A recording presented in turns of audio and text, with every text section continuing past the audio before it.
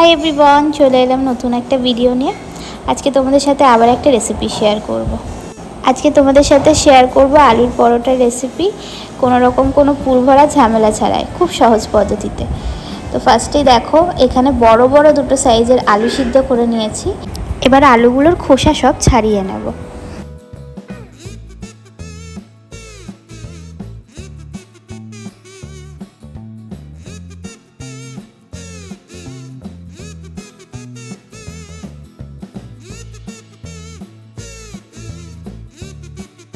সবকটা আলুর খোসা ছাড়িয়ে নিয়ে এবার এই আলুগুলোকে খুব ভালোভাবে মেখে নেব।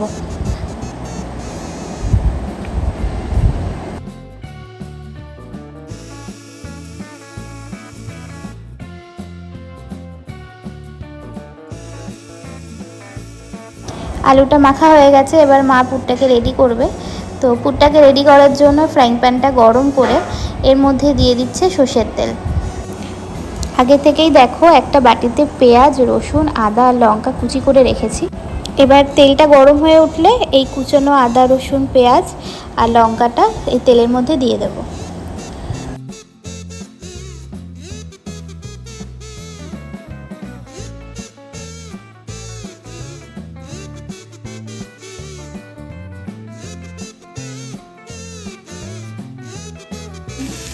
পেঁয়াজ, আদা, রসুনটা যতক্ষণ না লাল হয়ে যাচ্ছে ততক্ষণ কিন্তু একটু ভালো করে ভেজে নিতে হবে।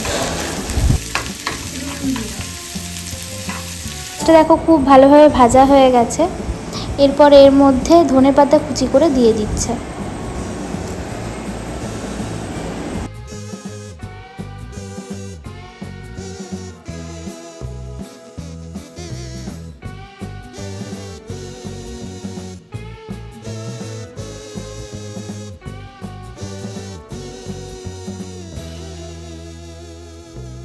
ধনেপাতাটা দেওয়ার পরে সামান্য একটু নাড়িয়ে চাড়িয়ে নিয়ে সিদ্ধ করা যেই আলুটা আমি মেখে রেখেছিলাম সেটা এবার এর মধ্যে দিয়ে দেবে।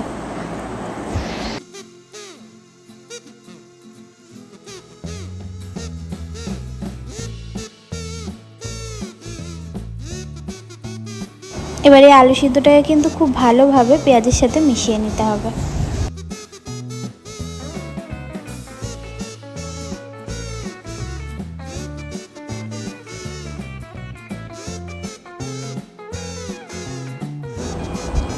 এরপর এখানে স্বাদ মতো নুন দিয়ে নিচ্ছে।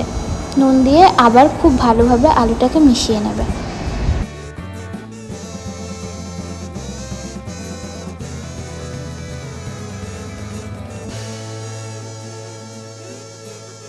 আলুর পরোটার পুর কিন্তু একদম রেডি। এবার ময়দাটাকে রেডি করতে হবে। পরোটা বানানোর জন্য এবার ময়দাটাকে রেডি করতে হবে।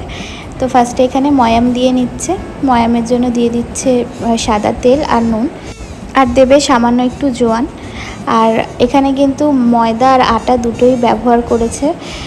তোমরা চাইলে শুধু ময়দারও করতে পারো, তবে মা ময়দা আর আটা দুটো মিশিয়ে করছে।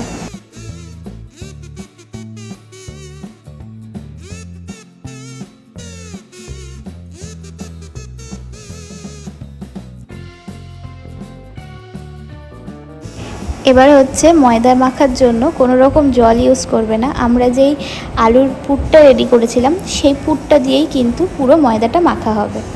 আর এইভাবে ময়দাটা মেখে পরোটা বানালে আলুর পরোটার কিন্তু পুর ভরার কোনো ঝামেলা থাকবে না। আর এরকমভাবে কিন্তু আলুর পরোটা বানালে খুব তাড়াতাড়ি বানানোও হয়ে যায়।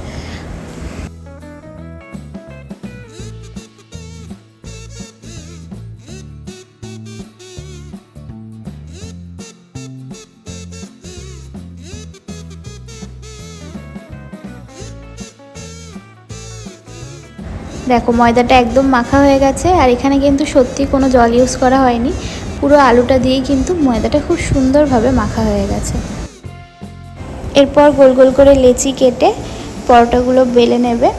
এখানে সামান্য একটু আটা ছড়িয়ে পরোটাগুলো বেলেছে, তবে তেল দিয়েও বেলতে পারো।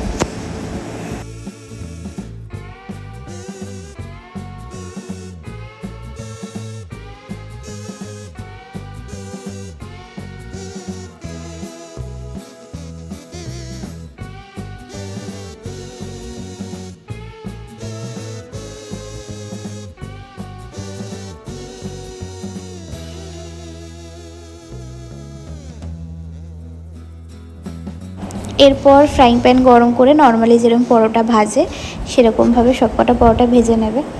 এখানে পরোটা ভাজার জন্য মা সাদা তেল ইউজ করেছে, কিন্তু জানো তো আলুর পরোটাটা ঘিয়ে ভাজলে বেশি সুন্দর হয় খেতে, স্বাদটা যেন দ্বিগুণ বেড়ে যায়।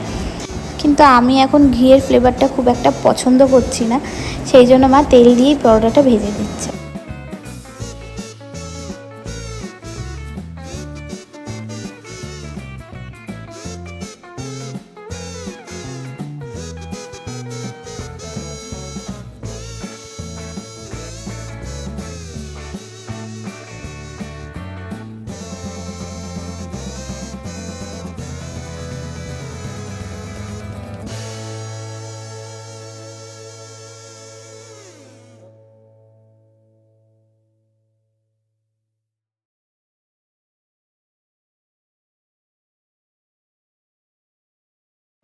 আমাদের আলুর পরোটা একদম রেডি। এবার একে একে সবকটা পরোটা ভেজে নেবে।